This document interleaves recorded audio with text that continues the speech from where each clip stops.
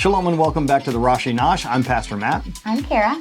We're glad to be back with you as we're starting a brand new book of the Torah, the book of Shemot, or Exodus.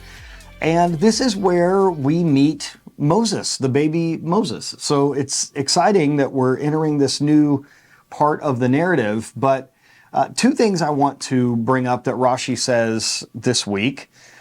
Or maybe three. I will say that at the beginning of the book, it's a little bit sad because it says that there arose a king who didn't know Joseph or knew not Joseph. But what Rashi says is it's the same king, but he acts like he doesn't know Joseph. So because of the rising pressure of the population growth of the Israelites and, Pharaoh and his advisors wanting to do something about that, he kind of forgets all the wonderful things that Joseph did, and he goes against Joseph's people. It's sad. But unfortunately, sometimes when someone passes away, things change. But as we get into the story of Moses, there are two things that I want to bring up, and they're both about the midwives. Now, the first thing that I want to say is, Rashi says that the women of Israel didn't particularly need midwives themselves, that they were super strong and they just had their babies and they didn't need any assistance with that. That's pretty remarkable, I think.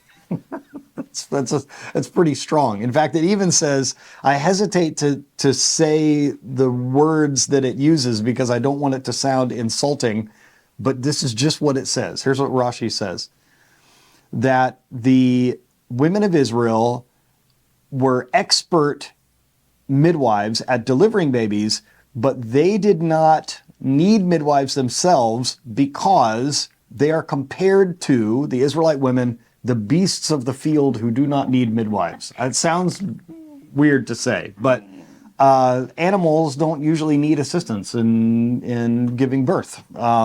So anyway, take that as you will. But the thing that I wanted to point out is that we're actually given the name of the midwives, the names of the two Hebrew midwives.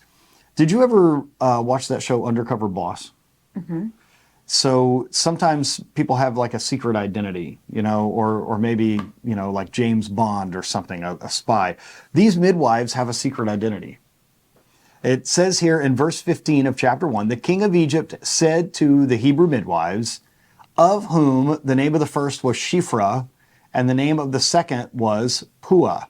And he said, in your assisting the Hebrew women at childbirth, when you see on the birth stool, if it is a son, you are to kill him. If it is a daughter, she shall live. Now this, of course, is horrible. This is a horrendous death sentence for the little boy babies of the Israelites. But here's what Rashi says. Shiphrah. Shiphrah is a word in Hebrew that means lovely or beautiful. And it says, this is Yocheved, the mother of Moses. She's called Shiphrah because she beautifies the child at birth. It's pretty cool. And then Puah, this is Miriam, Moses' sister. She is called Puah because she cries, speaks, and coos to the child in the manner of women to soothe a crying baby. The word Puah can mean in certain languages like, like little girl or someone who's precious or something like that. So I find it interesting that we find out these midwives are actually Moses' mother and sister.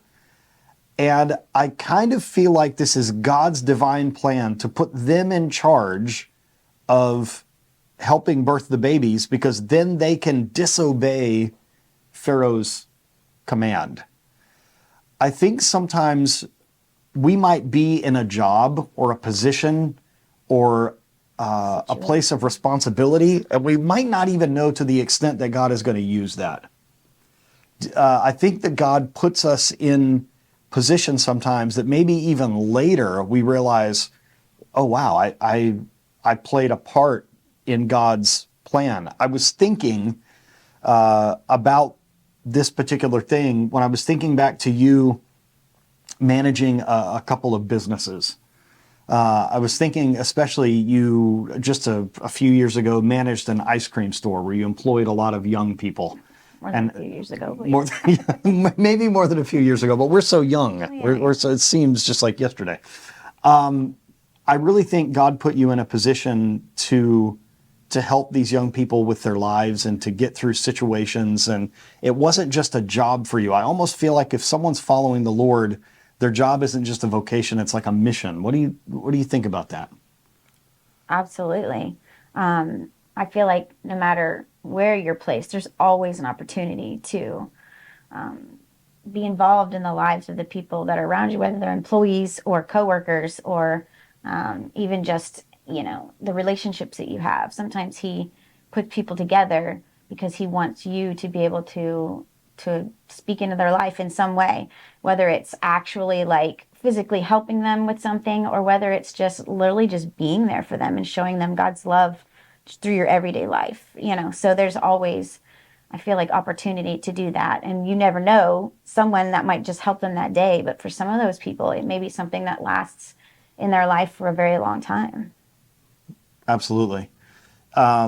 Just recently, we were at a restaurant, and a young man that you had as a student years ago, because after you were the manager of this ice cream place, you became a school teacher. And this young man was very grateful for you being his teacher. And I think, just like these midwives, I think God puts us in a position to have influence on what happens and to use God's wisdom in those situations on how to help people in their lives. And we might not even know the impact that we have until much later.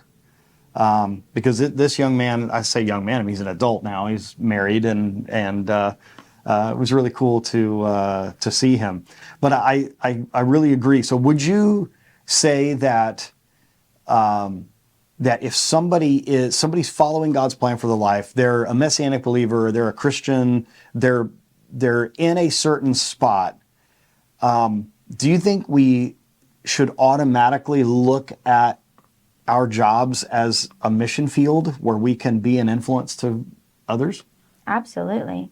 Because you just never know. And it might be sometimes that we're even in situations that we just don't even understand. Like, we're not even enjoying necessarily the place that we're at or the position we're put in. But in the back of our minds, we should be remembering, okay, well, God has a plan. And if he has me here right now for this moment, what does he want from me? What can I do? What's in it? So I think it's always smart to just be on the lookout for how you can affect the situation, or to be willing and ready at a beckon's moment to jump in and do what God, stirs your heart to do, because you just never know.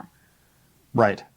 I think that's well said. The last thing that I want to bring up is when we look at one of these midwives actually being Moses' mother, it puts a different spin on the story when she's having to assist these Israelite women in basically hiding their children, their male children.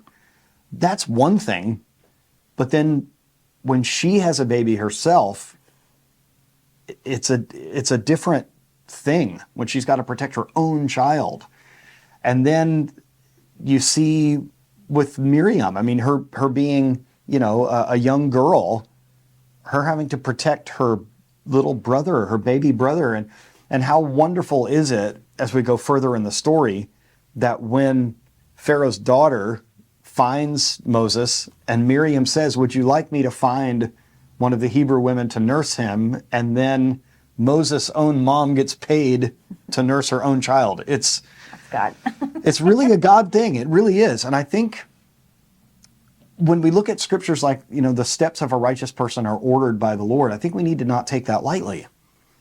We're not just in a job to earn a paycheck, and we're not just at certain places, certain spheres of influence in our life to either earn a paycheck or to take advantage of it. If you go to a certain gym or a certain restaurant or whatever, it's not just because you're taking advantage of the services that place has. It's because you're supposed to be some sort of influence there.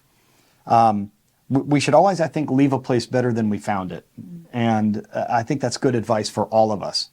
So, Shifra and Puah, the secret identities of Yocheved and Miriam.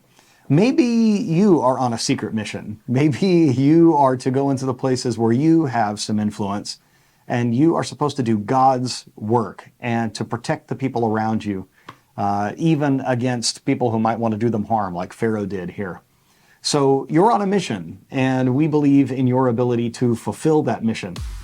We want to thank you for joining us once again this week, and you can join us every week here for the Rashi Nosh. Please subscribe to this channel if you haven't done so already, and share this video on your social media so that as many people as possible can be blessed by it.